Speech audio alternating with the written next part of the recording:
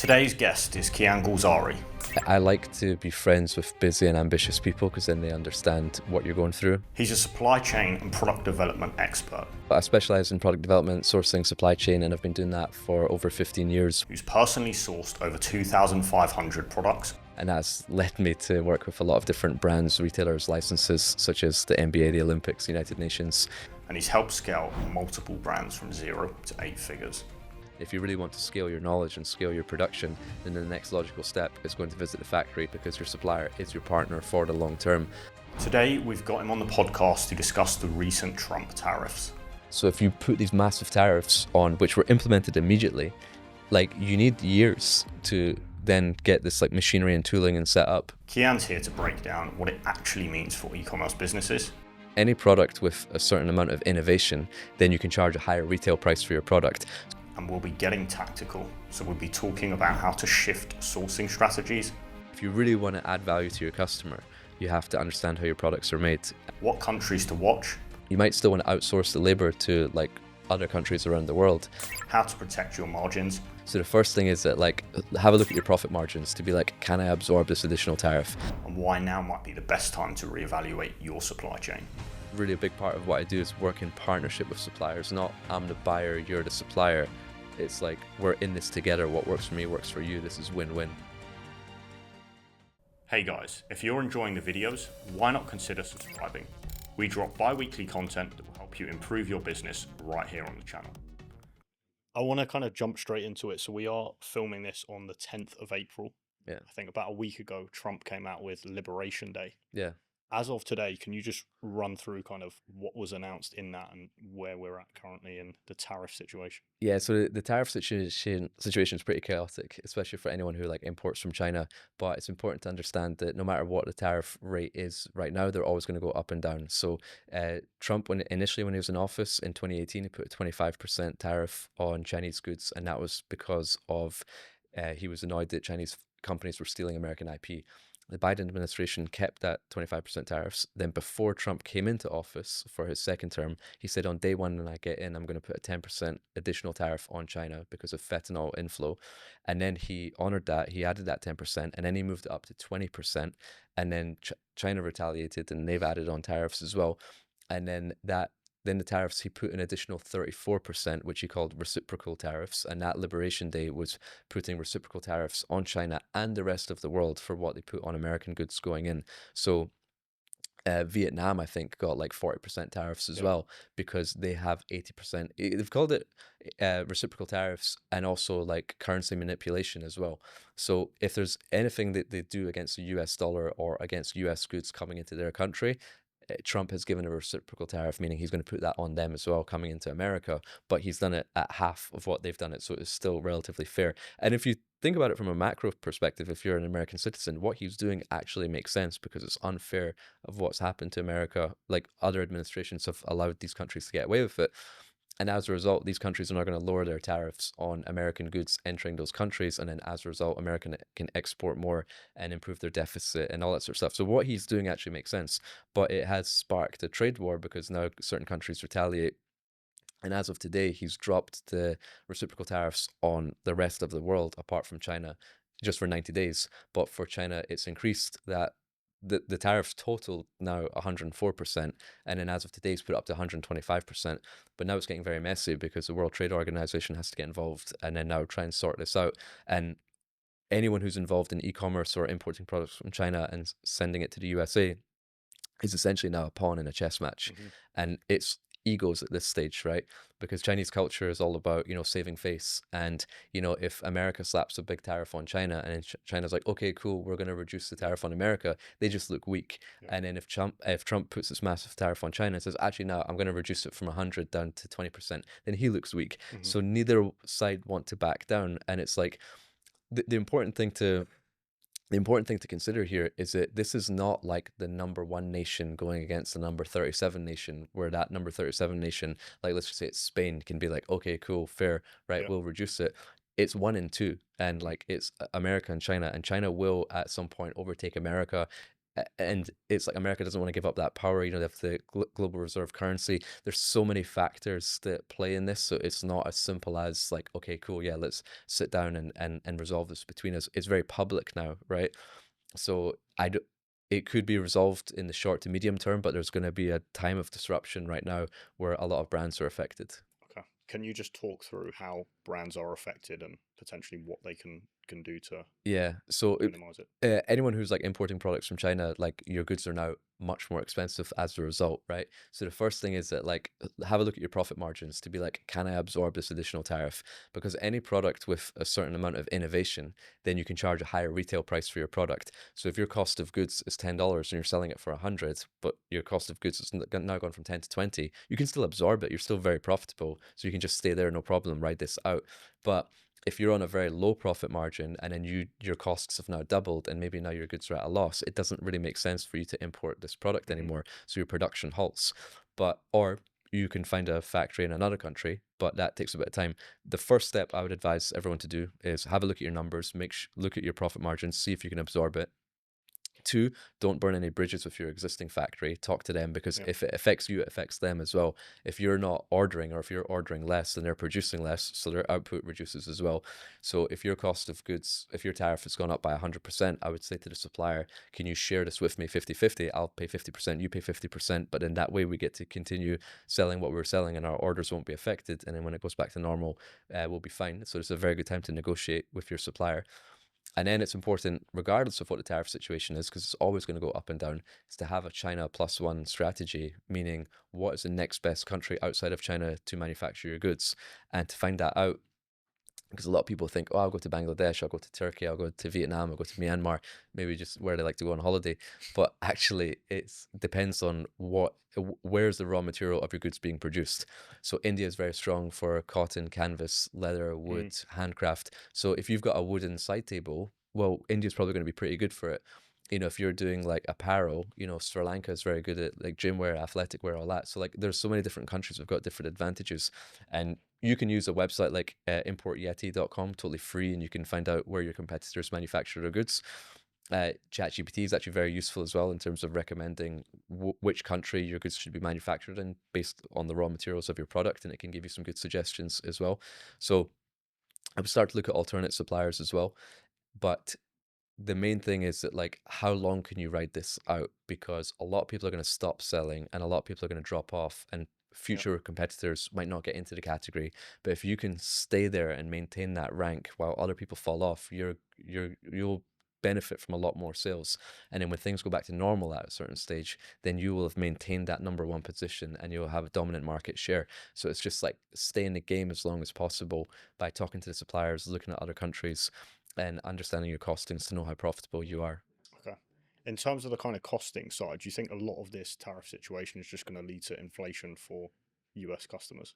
I think it's going to force people to really understand their numbers, because I've talked to a lot of e-commerce brands before and asked them, like, you know, how profitable are you? And they're like, oh, we're like a seven-figure seller. I'm like, I don't care what your revenue is, like, how profitable are you? Oh, it's about 40%. Yeah, but exactly, and is that gross or net? It's like, I think it's gross. I was like, you have to know down to the cent how Yeah. profitable you are.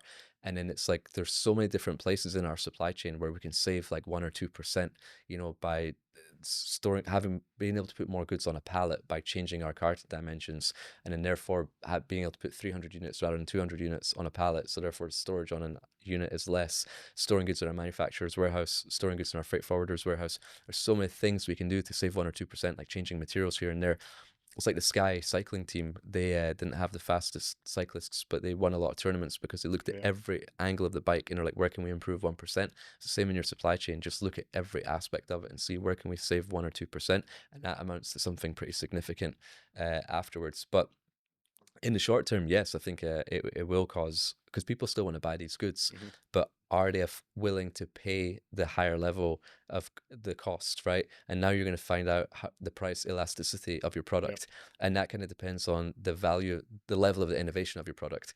Because if it's just a bread and butter product and everyone can do it and there's a lot of suppliers that you can go to, then, like, you know, you'll be massively affected. But if you have a good brand, if you have some IP protection, if you've got some molds and toolings, if you've got patents, like you now have leverage, you have protection that you can raise Yeah. your cost, and there's not really other places that people can go. So this is where like the white label sellers versus the brand developers and product innovators will separate themselves, and Mhm. one side will be greatly affected and the other one's not as much. Okay. You talked about optimizing the supply chain. I do want to come onto that, but I want to stick with the kind of tariffs point. Do you think the goal of this is to reshore manufacturing back to the US, and do you think it will be successful? I think that's one of Trump's goals, but it's not a short-term thing, right? So if you put these massive tariffs on, which were implemented immediately, like you need years to Yeah. then get this like machinery and tooling and set up. But what China has and what other country has have are like low cost labor, and not only low cost labor, but a low cost skilled workforce, Hmm. right? Which these guys are very, very good with sewing and machinery and technicians and all that. Hmm. But like a skilled worker in America would be maybe 8 to 10x the labor cost of someone in China. And China have got 10,000 of them like in one city or Yeah. in one factory, right? Whereas like America, it's hard to get all those people together. So it's not as easy as, oh, let's just set up production here. I think you have to look at the products or the categories of product that they want to reshore Hmm. and be like, is this product labor intensive or is it machine intensive? Because if it's like a t-shirt, then it's a lot of cut and sew, it's a lot of working with your hands, it's a lot of humans. But if it's like a car assembly line, then it's a lot of parts just being assembled by machines. So you can invest heavily into machinery to then have a good production line and production facilities for like machine intensive products, but it's very, very hard to do that for labor intensive products. So you might still want to outsource the labor to like other countries around the world, particularly in Asia, Okay. but then reshore production for other categories. Do you think the US has the capability to do that and has thought this through to fix some of these structural changes? I think he's doing this to reduce the US deficit, because the US is in a lot of debt, like trillions of debt, Hmm. right? And it's just getting worse and worse and worse. And the previous administration was printing a lot of money. So I think this is one of the strategies of how to reduce that, because if they can claim more income from tariffs and then they can receive more from exporting their goods at a lesser tariff rate and encourage more export from US, this will help that deficit massively. And at the end of the day, I think it's also just a negotiation tactic, because the tariffs were used to protect US IP, then reduce the Yeah. inflow of fentanyl. The tariffs on Mexico and Canada were on immigration crisis at the borders. So like he's using tariffs as a way to hurt countries to get them to do what he wants in terms of US interests. Hmm. So I actually agree with, and you kind of need a leader like that to take action, because the previous administration were like failing horribly. Um, but it's hurting in the short term and a lot of businesses. And it's like, as a result of the tariffs, Yeah. right? The cost of goods go up, then less people buy it, then the business becomes less profitable, then they let people go. So unemployment in your nation goes up as a Hmm. result of you trying to improve your trade deficit, but now more people are unemployed, and Yeah. that causes its own problems. So like there will always be a cause and effect, but I think there has to be short-term pain for a long-term solution. It's just unfortunate that the importers of US brands are feeling that short-term pain. Yeah. Okay. And also, can we talk a bit about de minimis? So that's been, Yeah, I yeah. think it's next month. It's due to be suspended, right? I think that was immediately. Okay. And de minimis value, for anyone who doesn't know, is that like previously you could send one packet like from China direct from your factory to your customer, and if the value of the product was less than $800, there'd be no import duty.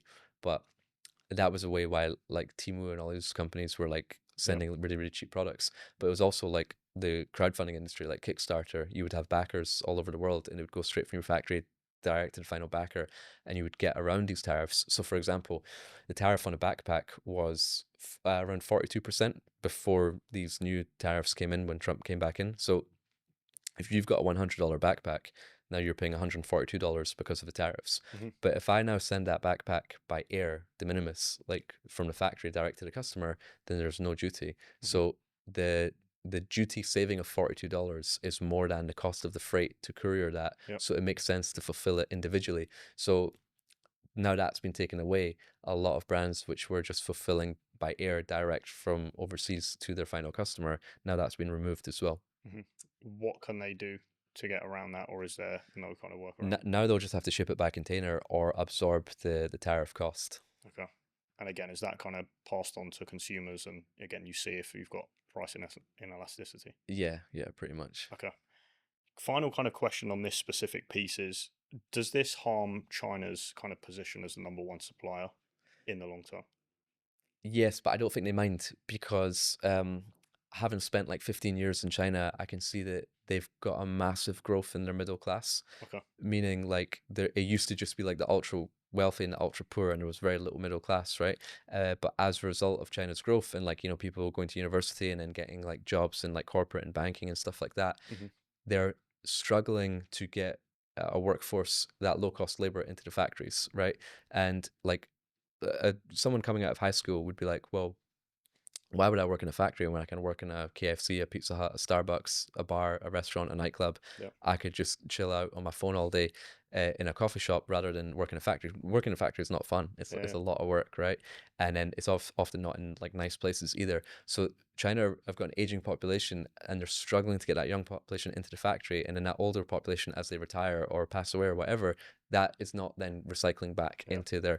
But what I've seen is that the workforce is now moving more and more inland. So when I used to go to China 15 years ago, I would land in Shanghai or land in like Hangzhou or Guangzhou and just go straight to the factory. Hmm. But now it's like I land in those cities and I get a 4 hour bullet train into the countryside, and that's where those factories are. So the workforce is moving more and more rural. So when like you say that the production's kind of moving out of China and going to those other countries, I think they're okay with that because they don't have the workforce necessarily in the long term, Hmm. because their country has established so much that they can now focus on other industries like the tech industry, AI industry, like corporate industry, like legal, law, Higher value doctors. Yeah. domestic. So like these jobs weren't as readily available Yeah. 15 years ago as they are today. So they're building up their country in other ways. So they don't mind to send jobs or factory work to Vietnam, Bangladesh, Cambodia, Myanmar, and those Chinese factory bosses will go to those countries and set up production lines, pay for the factory, train the workers, but they'll export out of those lower cost countries. Okay. There's a bunch of interesting stuff that I want to dig into on that.